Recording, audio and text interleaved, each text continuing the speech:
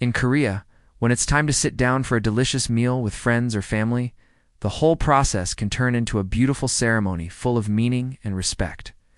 Now, you might think that all that matters is the great food on the table, but in Korean culture, it's not just what's there. It's also how it's all put together and presented. Every single detail tells a story about the people sharing that meal. Welcome to our channel, where we help you connect with the world through language and culture. Let us dig deeper into the art of Korean table setting and learn why these little details matter so much. Okay, let's start by taking a look at the main star of the Korean table, those colorful and tasty side dishes called banchan. Korean banchan means side dishes because they usually appear alongside a more substantial main dish, like Korean barbecue or kimchi stew. Now, don't let their small size fool you. These dishes are bursting with flavor and are an essential part of the Korean dining experience. It's common for a Korean meal to have around 5 to 7 types of banchan, each adding its unique taste and texture to the feast. Some popular examples include kimchi, jalapeno peppers, cabbage leaves, green onion, garlic, sprouts, potatoes, cucumbers, and even fish. The combination and variety of these side dishes can change depending on the season and the main dish. This gives each meal a unique twist and keeps things interesting for the eater. One of the coolest things about banchan is how it's served on the table. Each dish is placed in small portions, which encourages people to share and try a bit of everything. This way of serving food reflects the importance of community and connection in Korean culture. It's a chance for everyone at the table to sample a bit of everything and enjoy the company of others. It's very common for people to use the same set of banchan with their families and friends. It's creating a sense of togetherness and warmth during meals. If you want to learn more about the types of banchan and how they're made, we've got a whole video for you. Just click here. Now, let's talk about the layout of the entire Korean table. The arrangement of dishes and utensils is not just a random thing. It follows a specific pattern that holds deep meaning. In traditional Korean dining, there's a clear division on the table. On the left side, they place items related to rice, which is a staple of the Korean diet. And on the right side, they put things connected to soups or stews, which are often the main attraction of a Korean meal.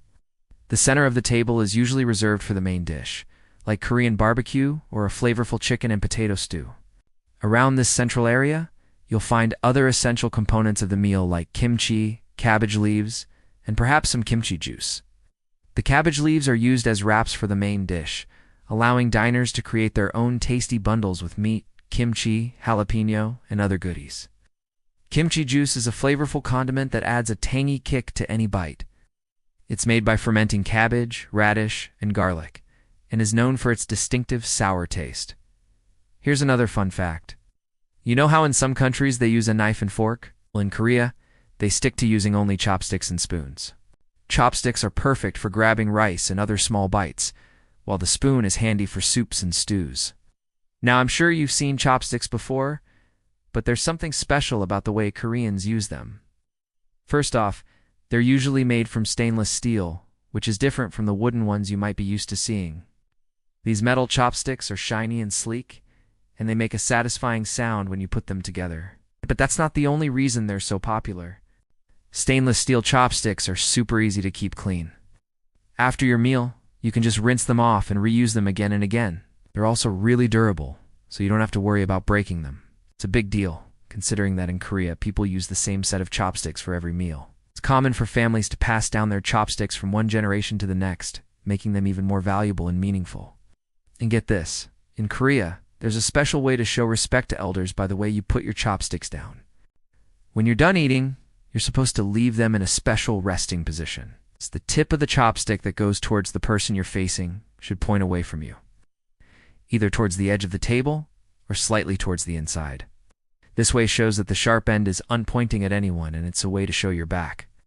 In contrast, if the tip points toward the person you're facing, it's considered rude because it's similar to how a spear is held. So remember, if you ever dine with someone older than you, be sure to put your chopsticks down respectfully.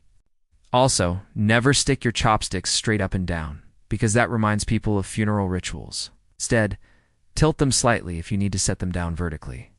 Lastly, avoid passing food with your chopsticks. Handing off food with chopsticks is a major no-no. It's too hard to do properly, and it brings back memories of funerals and death. Only use your hands for passing food. In Korean cuisine, there's a wide range of utensils beyond just chopsticks and spoons. For example, there's a special spoon for serving rice. It's a bit bigger than a regular spoon and has a flat bottom. This helps scoop up the perfect amount of rice without spilling a grain. To serve rice, pour some into the bowl, then use the flat bottom of the rice spoon to make sure it's level. Next, use the side of the spoon to scrape off any excess rice, leaving just the right amount in the bowl. This way of serving rice is not only practical, but it's also a way to show respect. By making sure the rice is evenly distributed and there's no extra rice left on the spoon, you're showing that you've paid attention to detail and care about the presentation. In addition, there's a long-handled spoon used for serving and sharing dishes like kimchi and cabbage leaves. This allows you to easily reach across the table and pass the dish to others.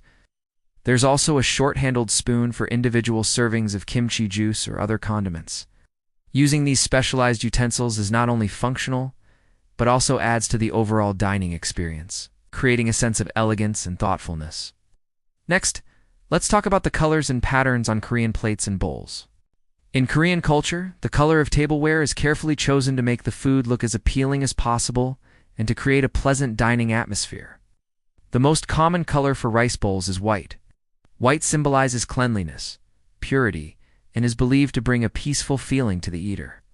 For side dishes and soup, you'll see a lot of blue and green tones.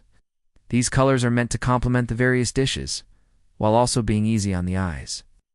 They give a relaxing vibe, especially after a hard day's work. Sometimes you'll also see red, which adds a touch of energy and excitement to the meal. On the table, the arrangement of the plates and bowls is also carefully thought out. Usually they arrange them in pairs, one for the main dish and the other for rice. This creates a nice balance and symmetry, which is an important part of Korean aesthetics. But wait, there's more.